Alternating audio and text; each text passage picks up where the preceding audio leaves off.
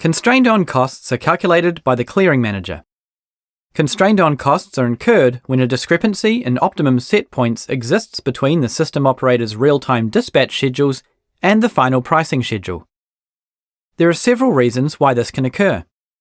This animation will look at how the differences between the real-time dispatch and final pricing schedules are used to calculate the constrained on cost. We are going to use the information from the real-time dispatch and final pricing set points to see whether constrained on costs will be incurred in a hypothetical scenario, and how much they would be. First, we'll need to look at another graph which shows the megawatts and pricing. These vertical lines represent the final pricing set point at 180 megawatts, the average dispatch instruction for the trading period at 208 megawatts, and the average actual generation for the trading period, which was 217 megawatts. This horizontal line is going to be final price per megawatt for the trading period. For this scenario, we have made it $60. Generators are paid for every megawatt they generate at the final price. The sum of payment in this scenario is actual generation times the final price. So, 217 megawatts times $60, which makes $13,020.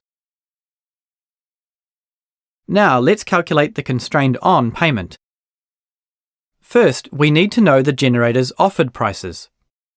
In this case, the generator offered prices of $40 per megawatt up to 200 megawatts and $80 per megawatt up to 300 megawatts. These are called the price tranches. The constrained on portion of the generation only exists if the average dispatch instructions are higher than the final set point for a 30-minute trading period. In this scenario, there is a 28 megawatt difference. However, this does not guarantee additional payment to the generator. Since the final price is $60, 200 megawatts of the generation produced is already settled above the offer price of $40. The remaining 8 megawatts, however, is offered at a higher price of $80. Due to the fact that this 8 megawatts was required in real time but not in the final pricing, the generator receives additional payment for the 8 megawatts at the difference between their offer price and the final price. So $20 times 8 megawatts is $160. The constrained on payment in this instance is $160. This is how constrained on cost is calculated.